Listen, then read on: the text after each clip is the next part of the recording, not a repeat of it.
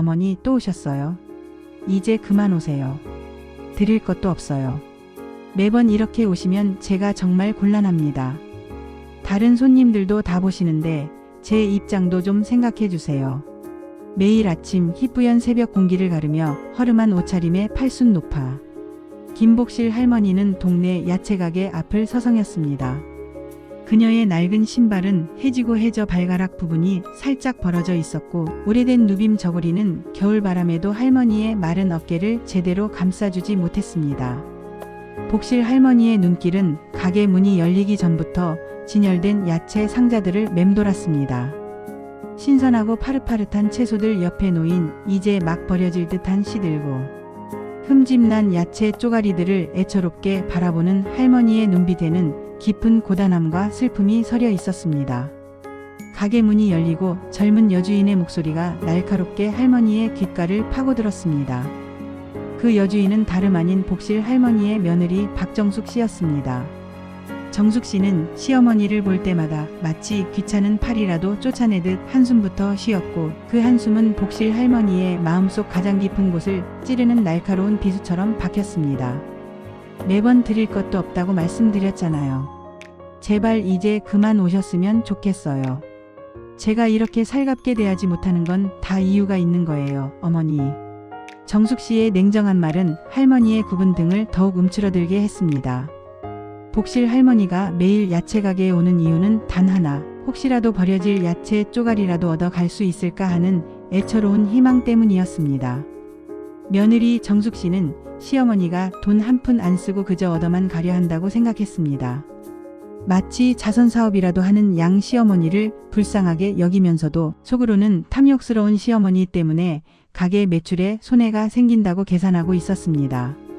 하지만 실상은 정숙 씨의 생각과는 완전히 달랐습니다.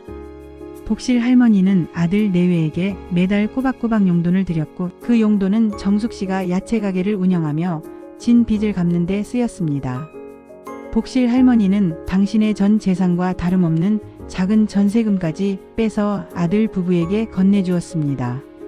노년에 기댈 곳 없는 신세가 되더라도 자식들이 잘 살 수만 있다면 괜찮다고 스스로를 위로했습니다. 그러나 정숙 씨는 어머니의 숭고한 희생을 그저 당연한 것으로 여겼고 오히려 더 많은 것을 노골적으로 요구하기 시작했습니다. 어머니, 요즘 가게 일손이 너무 부족해서 죽을 지경이에요. 제가 아는 알바생들은 비싸기만 하고 책임감도 없어요. 어머니, 어차피 집에 계셔도 딱히 할 일 없으시잖아요. 좀 나와서 일손 좀 도와주시면 안 될까요? 공짜로 일해주시면 저희야 좋죠. 어느 날 정숙 씨가 무심하고도 계산적으로 던진 말에 복실 할머니는 망설였습니다. 당신이 가서 도와주면 아들 내외가 조금이라도 편하게 살 수 있을까? 그 힘들다는 가게 운영의 보탬이 될 수 있을까? 하는 마음에 앙상하게 마른 몸을 이끌고 가게로 향했습니다. 그러나 복실 할머니가 그곳에서 받은 것은 며느리의 진심. 어린 감사함이 아닌 더 큰 육체적, 정신적 고통이었습니다. 가게 문을 여는 새벽 5시부터 손님들의 발길이 끊기는 밤 10시까지 복실 할머니는 쉴 틈 없이 일했습니다. 허리 한번 제대로 펴지 못하고 무거운 야채 박스를 나르고 시든 채소를 분류하고 다듬었습니다. 한겨울에는 손이 꽁꽁 얼어붙어도 뜨거운 물 한번 제대로 써보지 못했습니다. 그녀의 손은 습진과 동상으로 뒤덮였고 굵은 핏줄이 도드라져 보였습니다. 하루 종일 먼지와 추위에 시달리며 일했지만 정숙 씨는 할머니가 힘들어하는 모습을 보고도 모른 척했습니다. 오히려 가게 매출이 부진하면 그 원인을 할머니의 느린 일 처리 탓으로 돌리며 손님들 앞에서 우리 시어머니는 손이 너무 느려서 답답해 죽겠어요. 제가 아주 속이 터져요. 라며 핀잔을 주고 모욕을 주기도 했습니다. 손님들이 안쓰럽게 할머니를 바라보면 정숙 씨는 마치 자신이 억울하다는 듯 고개를 절레절레 흔들었습니다. 어머니, 이 정도면 됐어요. 오늘 하루도 수고하셨으니 그만 들어가 쉬세요. 그래도 오늘은 꽤 많이 도와주셨네요. 덕분에 제가 좀 편했어요. 정숙 씨의 말이 끝나기 무섭게 복실 할머니의 몫으로 돌아온 것은 따뜻한 저녁 식사가 아닌 하루 종일 할머니가 직접 손질하고 분류했던 버려진 야채 쪼가리들이었습니다. 찌그러진 오이, 시든 상추, 물러진 토마토, 썩어가는 배추의 거치에. 그것이 복실 할머니의 하루 식량이었습니다. 돈도 밥도 제대로 주지 않고 그저 일만 시키는 며느리의 잔혹한 행동에 복실 할머니의 마음은 찢어지는 듯 했습니다. 그래도 아들 내외가 먹고 살기 힘들까봐 행여나 자신이 짐이 될까봐 꾹 참고 견뎠습니다. 하지만 정숙 씨의 도를 넘는 행동은 끊임없이 이어졌습니다. 그녀의 학대 행위는 시간이 지날수록 더욱 대담하고 잔인해졌습니다. 어머니, 제가 아는 요양원이 있는데 그곳에 들어가시면 아주 편하게 지내실 수 있을 거예요. 어차피 이제 연세도 많으신데 혼자 계시는 것보다 전문가들의 보살핌을 받는 게 훨씬 낫지 않겠어요? 저희도 어머니를 돌봐드릴 여유가 없어서요. 어느 날 정숙 씨가 매우 친절한 척하며 요양원 이야기를 꺼냈습니다. 복실 할머니는 깜짝 놀랐습니다. 자신이 늙고 병들어서 자식들에게 버려지는 것 같아 서러움에 눈물이 왈칵 쏟아졌습니다. 그녀는 자식들을 위해 평생을 헌신했는데 이제 와서 버림받는다는 생각에 가슴이 미어졌습니다. 하지만 정숙 씨는 눈 하나 깜빡하지 않고 냉정하게 말을 이었습니다. 요양원 비용은 저희가 최대한 부담해 드릴 테니 걱정 마세요. 다만 어머니께서 가지고 계신 약간의 재산은 요양원 보증금으로 사용하셔야 할 것 같아요. 그 정도는 당연한 거겠죠? 라며 생색을 내는 정숙 씨의 모습에 복실 할머니는 할 말을 잃었습니다. 결국 복실 할머니는 요양원에 들어갔습니다. 그녀의 작은 보금자리는 한순간에 사라지고 낯선 환경 속에서 홀로 남겨진 듯한 외로움에 몸부림쳐야 했습니다. 요양원 생활은 복실 할머니가 예상했던 것보다 훨씬 더 힘들었습니다. 젊은 시절부터 고생만 해온 그녀에게 요양원의 규율과 획일적인 생활은 답답하기 그지없었습니다. 외로움과 서러움에 밤마다 잠 못 이루는 날이 많았습니다. 가끔씩 찾아오는 아들과 며느리를 기다리며 창밖만 하염없이 바라보았습니다. 그래도 복실 할머니는 아들 내외가 자신 때문에 힘들어하지 않고 편하게 살 수 있다면 이 정도 고통은 감수하겠다고 자신을 다독였습니다. 그녀는 스스로에게 되뇌었습니다. 내가 참아야지. 내가 모든 걸 끌어안아야지. 자식들이 잘 사는 게 내 마지막 소원이니까. 어머니, 요양원 생활은 어떠세요? 혹시 불편한 점은 없으시고요? 제가 자주 찾아뵙지 못해서 죄송합니다. 아들 김영호 씨는 가끔 요양원에 찾아와 어머니의 안부를 물었습니다. 그러나 그의 방문은 형식적이었고 그마저도 뜸했습니다. 복실 할머니는 아들에게 자신의 고통을 솔직하게 말할 수 없었습니다. 아들이 혹시라도 힘들어할까봐, 며느리와 갈등을 겪을까봐, 그리고 무엇보다 아들마저 자신을 외면할까 봐 두려웠기 때문입니다. 그래서 그저 괜찮다, 여기 편안하고 잘 지내고 있다 고 거짓말을 했습니다. 그녀는 아들에게 웃어 보이려 노력했지만 그 미소 뒤에는 깊은 슬픔이 숨어 있었습니다. 아들은 어머니의 말을 믿고 안심하며 발걸음을 돌렸습니다. 복실 할머니는 아들의 멀어지는 뒷모습을 보며 홀로 남아 하염없이 눈물을 흘렸습니다. 그녀의 눈물은 메마른 땅에 스며드는 빗물처럼 아무도 모르게 조용히 흘러내렸습니다. 어느 날 복실 할머니는 요양원에서 우연히 옆방 할머니와 이야기를 나누게 되었습니다. 옆방 할머니는 김순자 할머니로 복실 할머니와 비슷한 또래였습니다. 순자 할머니는 젊은 시절부터 자식들을 위해 헌신했지만 역시나 자식들에게 외면당하고 요양원에 오게 된 사연을 가지고 있었습니다. 순자 할머니는 복실 할머니의 기구한 사정을 듣고 깜짝 놀랐습니다. 세상에 그런 며느리가 어디 있어요. 아무리 그래도 시어머니를 굶기고 돈도 안 주고 강제로 일만 시키다니 그건 명백한 노인 학대예요. 할머니 이대로 가만히 계시면 안 돼요. 이건 정말 심각한 문제예요. 당장 신고해야 해요. 순자 할머니의 단호한 말에 복실 할머니는 처음으로 학대라는 단어를 떠올렸습니다. 자신이 그동안 겪었던 고통이 단순한 불효가 아니라 법적으로도 처벌받아야 할 심각한 학대였다는 사실에 큰 충격을 받았습니다. 온몸에 힘이 빠져나가고 머릿속이 하얘지는 것 같았습니다. 하지만 그래도 신고할 용기가 나지 않았습니다.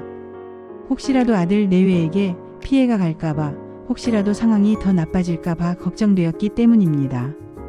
그녀는 여전히 자식들을 걱정하는 어머니의 마음을 버릴 수 없었습니다. 어머니, 제가 요즘 가게 사정이 너무 어려워서요. 급하게 돈을 좀 빌려야 할 것 같아요.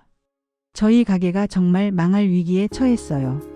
며칠 뒤 아들 영호 씨가 요양원에 찾아와 복실 할머니에게 돈을 빌려달라고 했습니다. 영호 씨의 얼굴에는 초조함과 간절함이 가득했습니다. 복실 할머니는 깜짝 놀랐습니다. 요양원 비용도 겨우 내고 있는데 무슨 돈이 있어서 빌려준단 말인가. 게다가 영호 씨는 어머니에게 돈을 빌리면서도 그동안 제대로 내지 않았던 요양원 비용에 대해서는 이런 방구도 없었습니다. 영호 씨는 어머니에게 애걸복걸하며 매달 용돈을 꼬박꼬박 보낼 테니 걱정 말라고 했습니다. 어머니, 이번 한 번만 도와주시면 제가 정말 평생 은혜 갚을게요. 나중에 가게가 좀 풀리면 어머니 모시고 호강시켜 드릴게요. 복실 할머니는 아들의 간절한 말과 거짓, 약속에 속아 마지막 남은 전세 보증금의 일부를 영호 씨에게 건넸습니다. 그러나 그 돈은 영호 씨의 급한 빚을 갚는 데 쓰였고 복실 할머니에게 돌아온 것은 아무것도 없었습니다. 심지어 영호 씨는 요양원 비용조차 제대로 내지 않아 복실 할머니는 결국 요양원에서 쫓겨날 위기에 처했습니다. 미납된 요양원 비용은 눈덩이처럼 불어나 있었고 그녀는 더 이상 그곳에 머무를 수 없다는 통보를 받았습니다. 할머니, 정말 죄송하지만 요양원 비용이 장기간 미납되어 더 이상 이곳에 머무실 수 없습니다. 정해진 기한까지 퇴소 절차를 밟아주셔야 합니다. 저희도 난감합니다. 요양원 직원의 차가운 말에 복실 할머니는 망연자실했습니다. 갈 곳 없는 신세가 되었다는 생각에 눈물이 하염없이 펑펑 쏟아졌습니다. 그녀는 늙고 병든 몸으로 어디로 가야 할지 막막했습니다. 그때 옆방 할머니인 순자 할머니가 복실 할머니의 손을 따뜻하게 잡아주었습니다. 할머니, 제가 도와드릴게요. 저도 비슷한 경험이 있어서 할머니 마음 다 이해해요. 제가 아는 변호사가 있어요.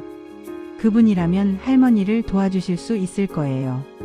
더 이상 혼자 힘들어하지 마세요. 순자 할머니는 복실 할머니에게 자신의 지인인 변호사를 소개해 주었습니다.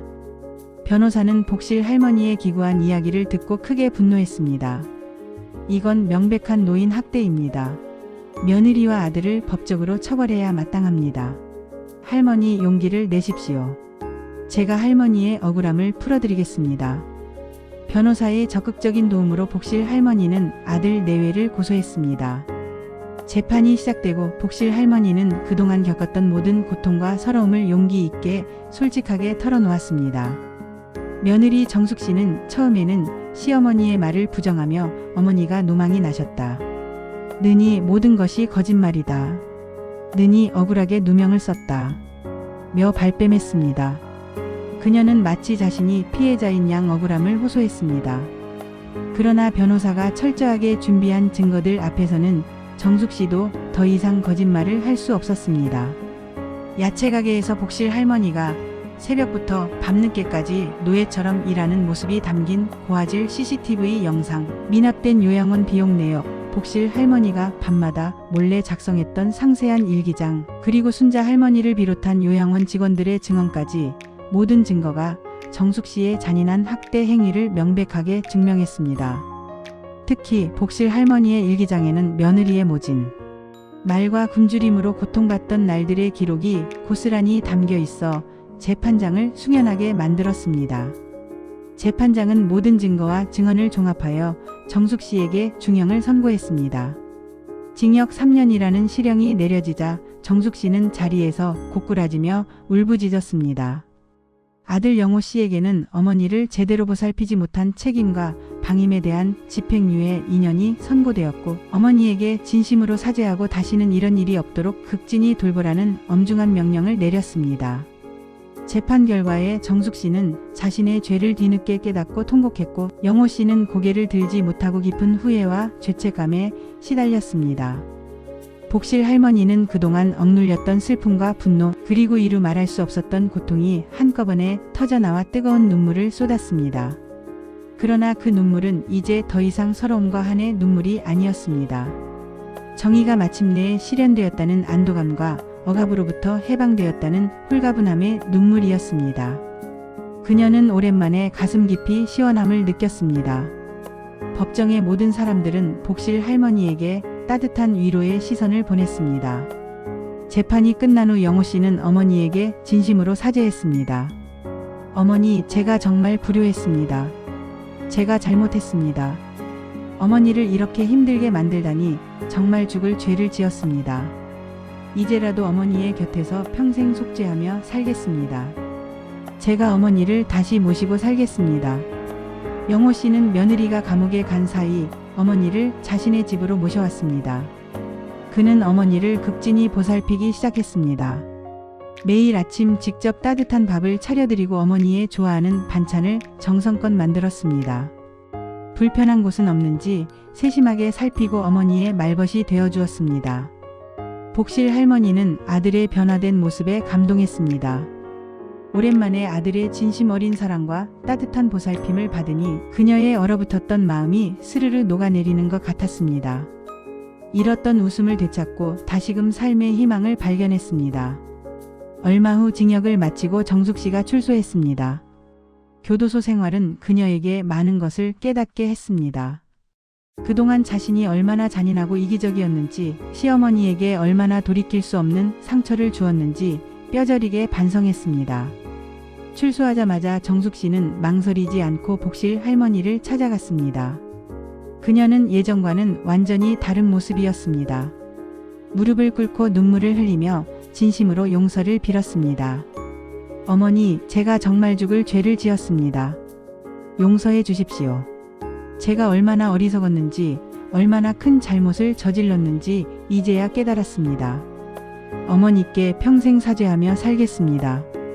복실 할머니는 정숙 씨의 진심 어린 눈물과 사죄를 받아주었습니다. 눈물을 흘리며 정숙 씨를 따뜻하게 안아주었습니다. 이제라도 내 잘못을 깨달았으니 됐다. 고생했다. 복실 할머니의 따뜻한 말 한마디에 정숙 씨는 다시 한번 흐느끼며 할머니의 품에 얼굴을 묻었습니다. 그 후 정숙 씨는 야채 가게를 완전히 정리하고 새로운 삶을 시작했습니다.